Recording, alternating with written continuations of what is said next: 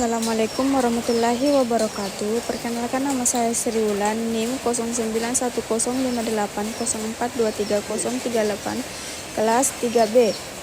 Baik, langsung saja. Di sini saya akan membahas tentang lingkungan eksternal. Adapun tujuan dari lingkungan eksternal sistem politik.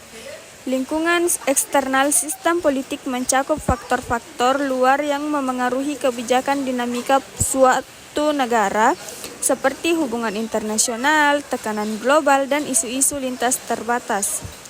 Tujuannya meliputi 1. Menjaga stabilitas politik nasional, yaitu memastikan bahwa pengaruh eksternal tidak mengganggu stabilitas internal.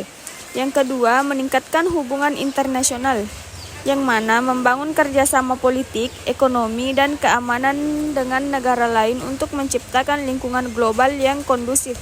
Yang ketiga, melindungi kepentingan nasional, yang mana menjamin bahwa kebijakan luar negeri mendukung tujuan nasional seperti pertanahan, perdagangan, dan kesejahteraan rakyat. Yang keempat, menghadapi tantangan global seperti perubahan iklim, terorisme, dan isu kesehatan global melalui kolaborasi multilateral. Yang kelima, yaitu memanfaatkan peluang internasional, yang mana seperti perdagangan bebas, investasi asing, atau aliansi strategis. Selanjutnya, klarifikasi lingkungan masyarakat internasional. Lingkungan masyarakat internasional dapat diklarifikasikan berdasarkan beberapa aspek. A. Berdasarkan hubungan politik. 1. Negara sahabat, yang mana negara yang memiliki hubungan diplomatik erat, seperti dalam aliansi politik atau ekonomi. 2. Negara netral, negara yang tidak terlibat konflik langsung tetapi berpotensi menjadi mitra atau pesaing di masa depan. 3. Negara rival, negara yang memiliki kepentingan pertentangan atau konflik politik dengan negara lain. B. Berdasarkan ekonomi, negara maju, negara dengan ekonomi kuat, teknologi maju, dan mempengaruhi besar dan kancah internasional. 2. Negara berkembang, yang mana negara dengan pertumbuhan ekonomi yang sedang meningkatkan tetapi masih menghadapi tantangan struktural. 3. Negara terbelakang, negara dengan tingkat pembangunan ekonomi rendah dan ketergantungan tinggi pada bantuan luar negeri. C. Berdasarkan peran dalam organisasi internasional. 1. Anggota aktif, negara yang terlibat dalam organisasi internasional seperti PBB, ASEAN, atau WTO.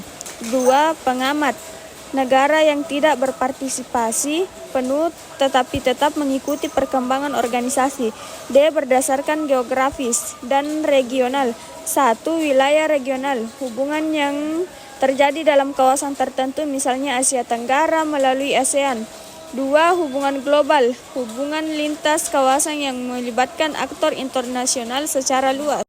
Selanjutnya, pelestarian hubungan Indonesia dengan lingkungan eksternal sistem politik Indonesia.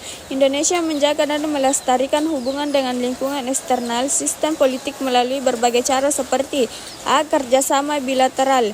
1. Membangun hubungan diplomatik dengan negara-negara lain untuk meningkatkan kerjasama di bidang ekonomi, keamanan, dan sosial.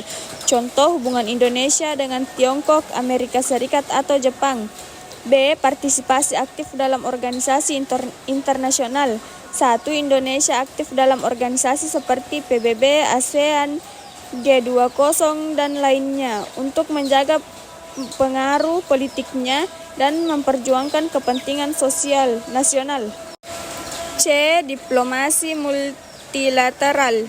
Indonesia mendorong dialog dan penyelesaian konflik secara damai melalui forum internasional. Contoh, Perang Indonesia dalam mediasi konflik di Myanmar atau upaya damai Palestina-Israel. D. Kebijakan politik luar negeri bebas aktif. 1. Politik luar negeri Indonesia yang bebas aktif menekankan kebijakan tidak memihak pada blok kekuatan tertentu, tetapi tetap aktif memperjuangkan perdamaian dan keadilan internasional. E. Penguatan ekonomi global. Indonesia menjalin kerjasama ekonomi dengan berbagai negara, termasuk perjanjian perdagangan bebas dan investasi asing. F. Meningkatkan citra positif di dunia melalui diplomasi budaya, pendidikan, dan pariwisata. Indonesia mempromosikan nilai-nilai bangsa di tingkat global. Mungkin itu saja yang sempat saya sampaikan. Sekian dari saya. Wassalamualaikum warahmatullahi wabarakatuh.